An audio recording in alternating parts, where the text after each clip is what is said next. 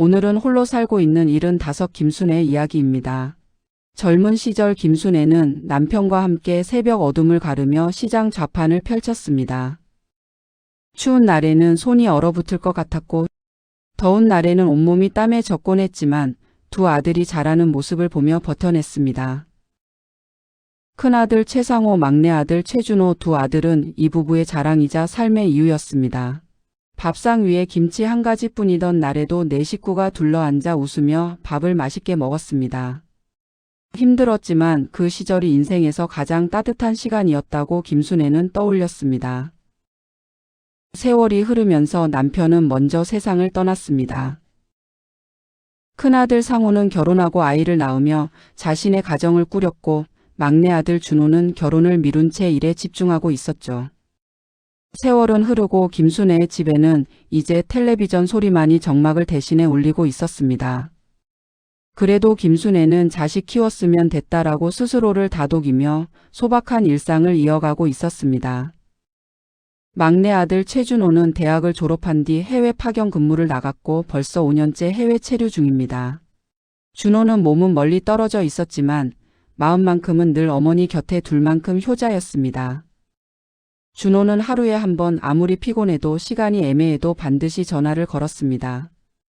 시차 때문에 어떤 날은 한국 기준 새벽, 어떤 날은 밤늦은 시간이 되었지만 그는 매일 어머니의 안부를 확인했습니다. 전화가 연결되면 첫 마디는 늘 같았습니다. 엄마, 오늘도 잘 지내셨어요? 김순애에게 하루의 가장 큰 기쁨은 막내 아들 준호에게서 걸려오는 전화 한 통을 기다리는 일이었습니다. 벽에 기대어 앉아있든 낡은 소파에 누웠든 휴대폰이 울리면 반갑게 전화를 받았습니다. 그리고 늘 같은 말투로 대답했습니다. 그래, 엄마는 잘 지냈다. 너는 밥 잘 먹고 다니냐? 김순애는 허리가 아프고 무릎이 시릴 때가 많았고 하루 종일 아무와도 말을 하지 않는 날들도 있었습니다. 그럼에도 김순애는 아들 준호가 걱정하지 않도록 늘 잘 지낸다고 말을 했죠. 준호는 급여가 조금씩 안정되자 엄마 생활비를 책임지기로 결심했습니다. 그는 형수 박미경의 계좌로 매달 200만 원씩 송금하기 시작했습니다. 송금 메모에는 빠짐없이 어머님 생활비 및 병원비라고 적었습니다. 그때마다 형수 박미경은 다정한 문자를 보냈습니다. 도련님, 이번 달도 입금 잘 받았어요. 어머님이 도련님 얼마나 자랑하시는지 몰라요. 어머님 모시는 건 저희가 잘하고 있으니 걱정하지 마시고 일에만 집중하세요. 준호는 그 말을 그대로 믿었습니다. 형과 형수가 가까이에서 어머니를 정성껏 모시고 있고 자신은 멀리서 돈과 마음을 보내고 있다고 생각했습니다. 반면 큰아들 최상호의 삶은 점점 경제적인 압박 속으로 들어가고 있었습니다. 회사의 구조조정, 제자리 걸음인 연봉, 늘어만 가는 대출 이자와 카드값, 아이들 학원비까지 부부의 식탁 위에는 늘 각종 고지서와 명세서가 뒤엉켜 있었습니다. 김순애 며느리 박미경은 숫자들이 적힌 종이들을 보며 한숨을 연달아 내쉬었습니다. 이러다 숨막혀 죽겠다라는 말이 습관처럼 입 밖으로 나왔습니다. 돈을 줄일 곳을 찾다 보니 그녀의 시선은 결국 한 사람에게 향했습니다. 바로 집 안에서 아무 소득 없이 지내는 시어머니 김순애였습니다. 시어머니만 없으면 도련님이 주는 200만 원을 모두 생활비로 사용할 수 있다고 생각했죠. 처음에는 분명 어머니 생활비라는 이름이었지만 어느 순간 그 돈은 집안의 가장 안정적인 수입처럼 느껴졌습니다. 그러나 시어머니가 집에 있는 한 그 돈은 어머니를 위해 쓰여야 했습니다. 그 점이 점점 아깝게 느껴졌습니다. 박미경은 동사무소에서 요양시설에 대한 안내를 들었습니다. 국가 지원이 들어가는 요양원 한 달 자기 부담금은 50만 원이면 되는 곳이었습니다. 겉으로는 24시간 돌봄, 식사 제공, 의료 지원을 내세운 곳이었습니다. 박미경은 머릿속으로 숫자를 정리했습니다. 매달 200만 원에서 요양원 비용 50만 원 빼면 150만 원이 남는 거네. 1년이면 1,800만 원, 5년이면 9천만 원. 그녀는 그 돈을 속으로 남편과 내가 받아야 될 보상이라고 생각했습니다. 도련님은 해외에서 돈만 보내는 거잖아. 고생은 남편이랑 내가 다 하는 거고 어머니 병원 모시고 가고 끼니 챙겨드리고 이 정도는 우리가 가져도 되는 돈이잖아. 그렇게 스스로를 설득했을 때 이미 선은 넘어가 있었습니다. 어느 날 박미경은 상호와 마주 앉은 자리에서 조심스레 말을 꺼냈습니다. 여보, 솔직히 말해서 이대로 우리 집 얼마나 버티겠어? 어머님도 자꾸 넘어지시고 집에서 혼자 계시기엔 위험하잖아. 전문 시설에 모시는 게 어머님을 위해서도 더 나을 것 같아. 첫 마디는 분명 시어머니의 안전을 걱정하는 말이었습니다. 하지만 그 안에는 이미 다른 계산이 자리 잡고 있었습니다. 상호는 처음에는 난색을 보였습니다. 어머니를 요양원에 모시자라는 말 자체가 죄책감으로 다가왔던 거죠. 하지만 반복되는 경제적 압박과 아내의 논리적인 설득, 그리고 국가 지원까지 있다는 사실이 덧붙여지자 그는 점점 흔들렸습니다. 결국 두 사람은 어머니를 잠깐 요양 보내드리는 것으로 이야기를 정리했습니다. 종합검진도 받고 몸이 조금 회복될 때까지 쉬고 오시게 하자는 명목이었습니다. 김순애에게도 그렇게 설명했습니다. 어머니 요즘 허리도 많이 아프시고 자꾸 숨도 차시다면서요. 종합검진도 받고 잠깐 요양도 할 수 있는 좋은 곳이 있습니다. 며칠만 다녀오시면 훨씬 좋아지실 거예요. 처음에 김순애는 단호하게 거절했습니다. 내가 뭐 얼마나 남았다고 병원에 누워 있겠냐. 집이 제일 편하다. 그러나 상호는 어머니 며칠만 있다가 다시 모시러 갈 거예요. 검사도 받고 재활도 하고 어머니도 잠깐만 다녀오세요라고 거듭 말하자 결국 그녀는 한숨 섞인 목소리로 그래, 며칠만이라면 너희 말대로 해보자라고 말했습니다. 요양원 건물은 생각보다 초라했습니다. 바랜 간판과 깨진 타일, 구석에 쌓여있는 낡은 휠체어들, 좁은 복도에는 소독약 냄새와 국 끓이는 냄새가 섞여 있었습니다. 김순애에게 배정된 방은 작은 창문 하나 달린 4인실이었습니다.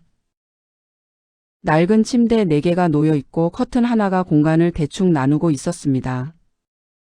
그녀는 침대 가장자리에 앉아 아들과 며느리를 번갈아 바라보았습니다. 상호는 애써 웃으며 엄마 몸 좀 좋아지시면 바로 모시러 올게요. 당분간만 계세요. 엄마 혼자 집에 계시는 것보다 여기가 더 안전해요 라고 말했습니다. 그날 밤 낯선 천장을 바라보며 누운 김순애는 조용히 휴대폰을 꺼냈습니다. 여전히 손은 떨렸고 마음은 복잡했습니다. 지금이라도 말해야 하나? 나 요양원에 있다고, 집이 아니라고. 하지만 통화 버튼을 누르는 순간 그녀는 그 생각을 집어넣었습니다. 통화 연결음 뒤로 익숙한 막내 아들의 목소리가 들려왔습니다. 엄마, 나예요. 오늘도 잘 지내셨어요? 그때 김순애는 깊게 숨을 들이쉬고 늘 하던 목소리로 대답했습니다. 그래, 집에서 잘 지냈다. 동네 사람들도 보고 TV도 보고 밥도 잘 먹었다. 너는 밥 잘 먹고 다니지? 그 말과 함께 그녀는 머리맡에 침대를 손으로 한번 쓸어 내렸습니다. 요양원 침대 위였지만 말 속에서는 여전히 내 집 거실에 앉아 있는 사람이었습니다. 그로부터 요양원에서 5년이란 세월을 보냈습니다. 작은 아들은 5년 동안 어머니가 요양원에 있는 줄 모르고 있죠. 준호는 하루도 빠지지 않고 전화를 걸었고 김순애는 단 한 번도 나 지금 요양원에 있다라는 말을 꺼내지 않았습니다. 준호가 형이랑 형수는 어머니 잘 챙겨드려요? 라고 물으면 그녀는 억지로라도 웃는 목소리를 냈습니다. 그럼 네 형이 엄마 챙겨주는 거 보면 내가 다 미안할 지경이다. 형수가 반찬도 해다 주고 걱정 말고 너는 일이나 열심히 해라. 그녀의 눈앞에는 늘 요양원 식판에 담긴 밥과 몇 가지 반찬이 있을 뿐이었습니다. 그러나 아들의 마음이 무너질까봐 그 진실은 옥기처럼 꼭 여며 숨겼습니다. 그 사이에도 준호의 200만 원은 한 달도 거르지 않고 형수의 통장으로 입금되었습니다. 50만 원은 요양원비로 나갔고 남은 150만 원은 대출이자 생활비, 아이들 학원비, 가끔은 박미경 자신의 옷과 가방을 사는 데 쓰였습니다. 그녀는 이것을 돌봄에 대한 보상이라고 부르며 죄책감조차 희미해졌습니다. 그리고 마침내 며느리 박미경은 시어머니의 오래된 아파트를 부동산에 매물로 내놨습니다. 부동산 중개업소의 책상 위에서 계약서와 도장이 오갔고 서류상으로 그 집의 소유주는 다른 사람으로 바뀌었습니다. 김순애는 자신이 평생 살아온 집이 팔렸다는 사실조차 알지 못했습니다. 5년이 흘러 드디어 막내 아들 최준호가 한국으로 돌아오는 날이 되었습니다. 비행기 창가에 앉은 그는 구름 사이로 보이는 땅을 보며 오직 한 장면만 떠올렸습니다. 현관문을 열며 엄마 나 왔어요 라고 말하면 깜짝 놀란 엄마가 활짝 웃는 장면을 생각했죠. 그는 일부러 어머니에게 귀국 날짜를 알리지 않았습니다. 엄마한테 깜짝 이벤트를 하고 싶었던 거죠. 형에게만 대강 일정만 이야기했습니다.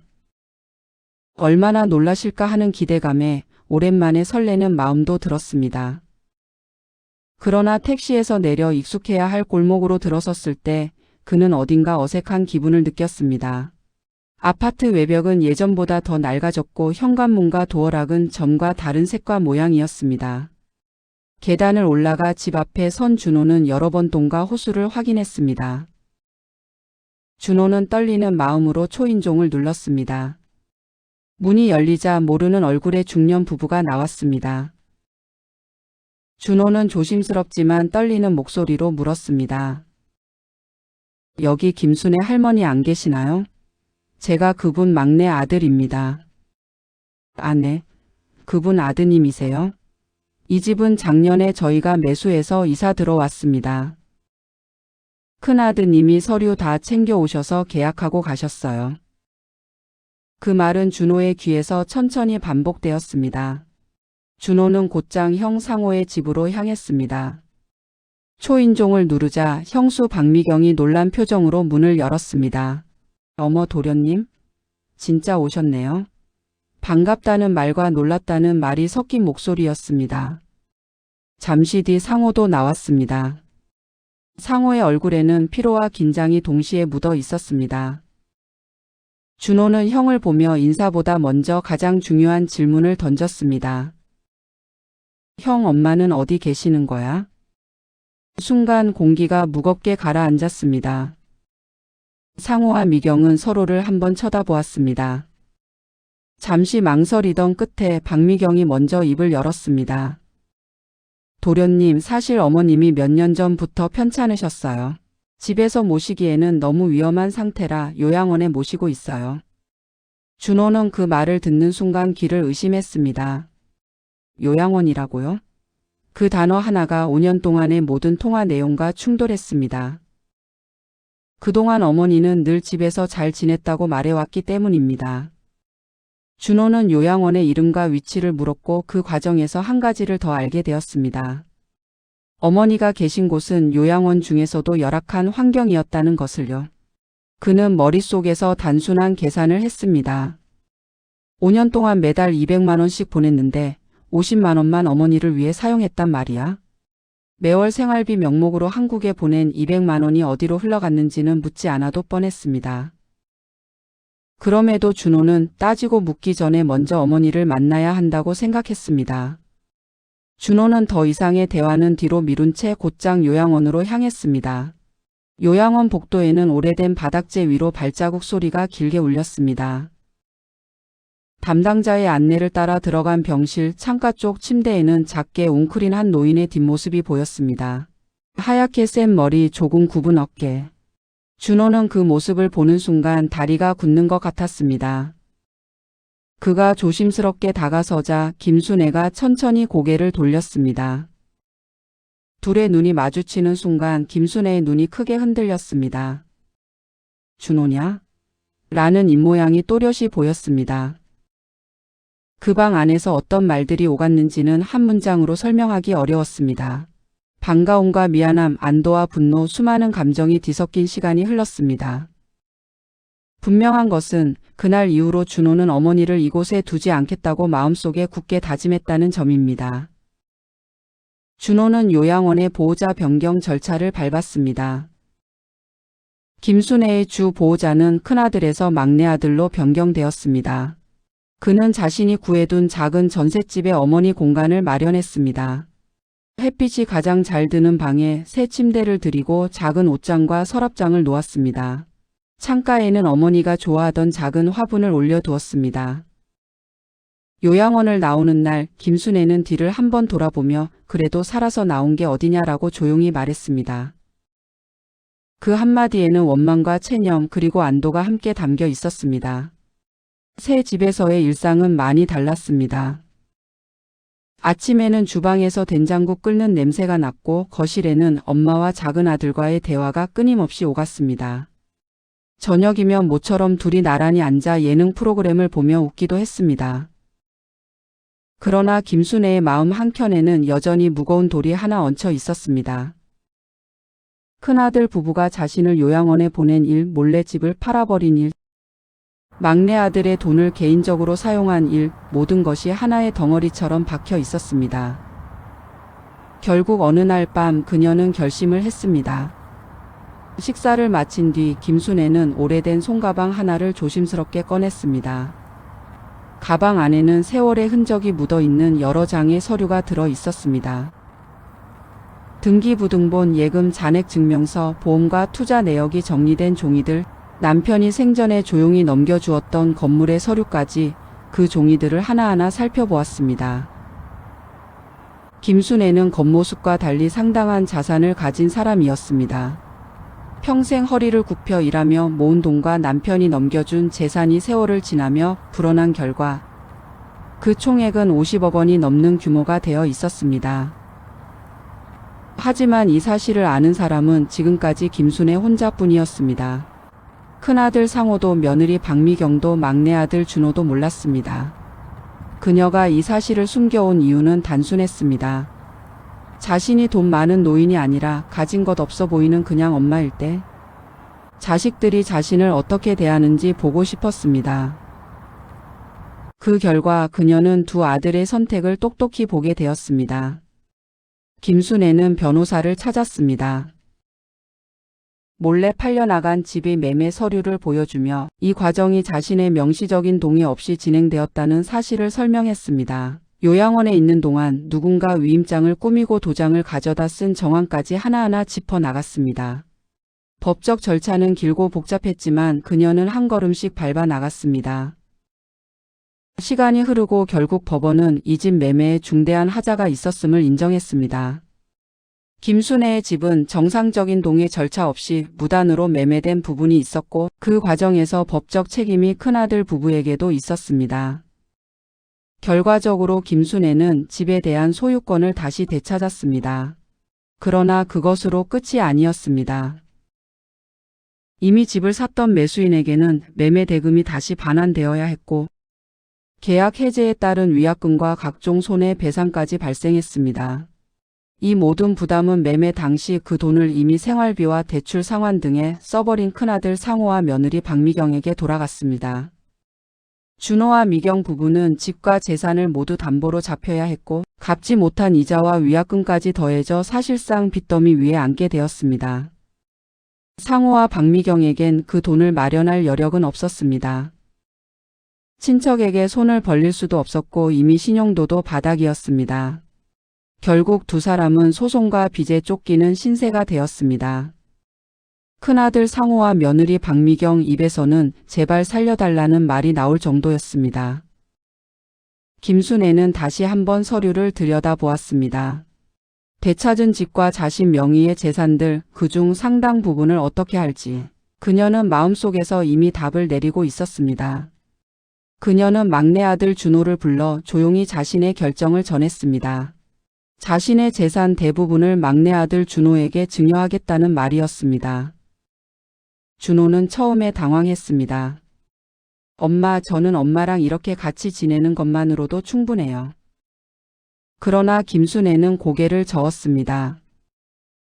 재산이 있어서 엄마를 모시는 것이 아니라 엄마라서 모신 자식에게 주는 거야. 누가 늙은 부모를 어떻게 대했는지 엄마는 다 봤어. 그 말은 크게 소리치지 않았지만 그 자체로 가장 단단한 결론이었습니다. 한편 상호와 박미경은 결국 김순애를 찾아와 무릎을 꿇고 사죄했습니다. 어머니, 우리가 잘못했습니다. 한 번만 용서해 주세요. 제발요라는 말이 여러 번 반복되었습니다.